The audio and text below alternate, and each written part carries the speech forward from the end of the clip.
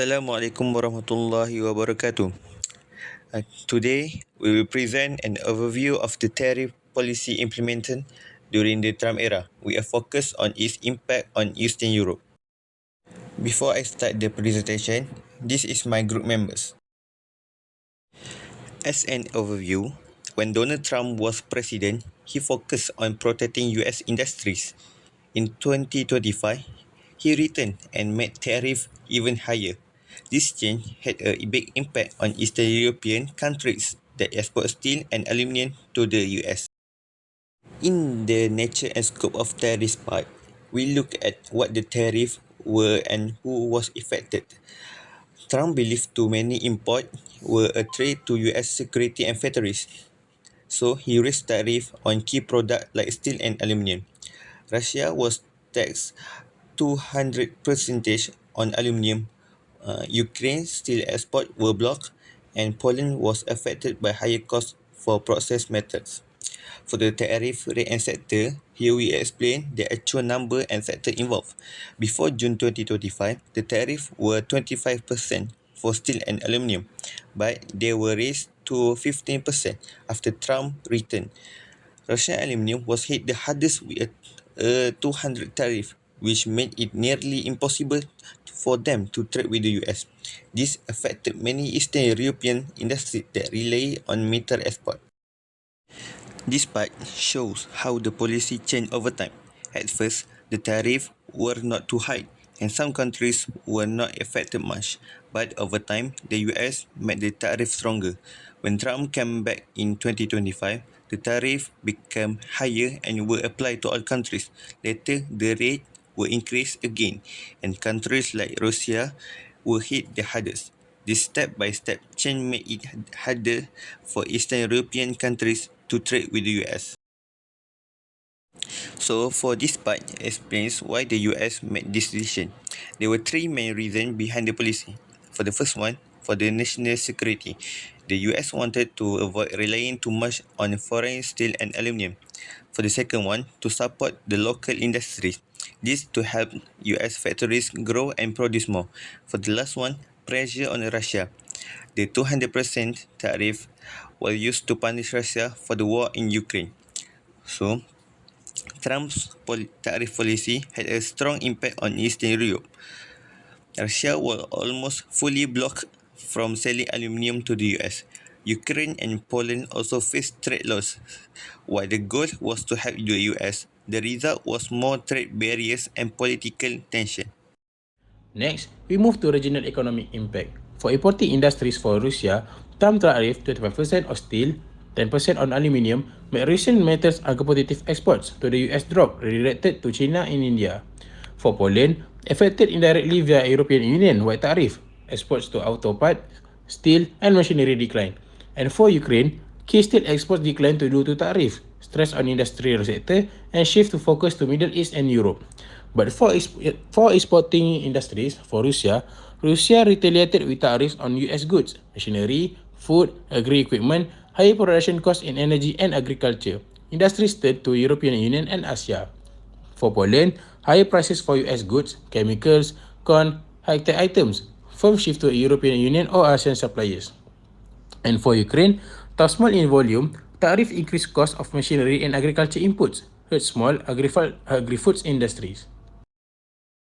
For change in trade volumes for Russia, major drop in steel or aluminium exports to the US post 2018. For Poland, slower export growth, especially in auto and machinery sectors. For Ukraine, decline in steel and metal export due to tariff.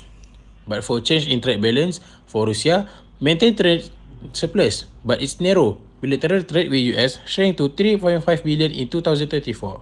But for Poland and Ukraine, trade surplus growth with the US stalled or reversed due to reduced exports and high import costs. But for change in supply chains, for Russia and Ukraine, reduced exports to Asia and Europe, shift machinery imports from US to European Union or Asia. But for Poland, companies restructure transatlantic supply chains, increase reliance on European Union or ASEAN suppliers. So now we move on the slide number 9. So the real question asking here is what the impact on the EU, or the longer version is Eastern Europe, when Trump announced increasing tariff to the 50%. So when Trump reintroduced an increased tariff to 50% on the 2025, on the steel and aluminium, especially on the steel and aluminium, he claimed it was to protect US industry and reduce foreign reliance. So actually, he want to create a local product and slowly reduce the foreign reliance. But the impact is hard toward the EU. Countries like Poland, Slovakia, Hungary, and Romania were hit hard, since this country rely on exporting the steel and aluminium to the US. So basically, these four countries have more, but especially on the Eastern Europe, like Poland, Slovakia, Hungary, and Romania. So they rely on exporting the steel and aluminium to the US as their profit and their economic resource. So when the tariff put on this country, it become more hard to sell, more pricey, and it will create the fear job loss and economic decline for the country. So when the item is hard to sell, the job is slowly decrease, and the economy will decline for the country. Alright, so we move to the next slide. So in the next slide, the question given is actually discuss a diplomatic or legal response. Either is word WTO dispute, bilateral, or negotiation. So my research found that the slide show how do they respond to the tariff.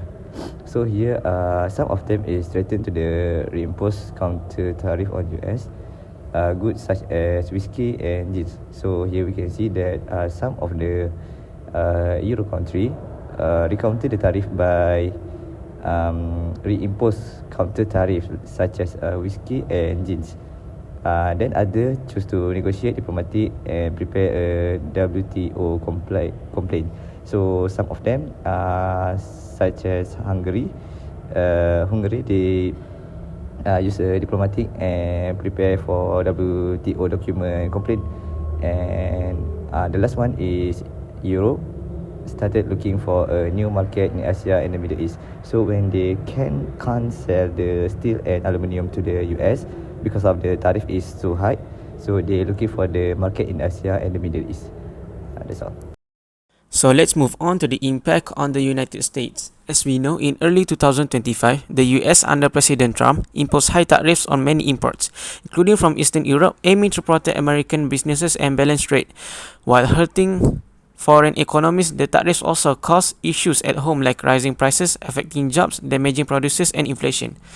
The first impact on the United States will be on the consumers. As we know, Eastern Europe exports many car parts, machinery, and electronics.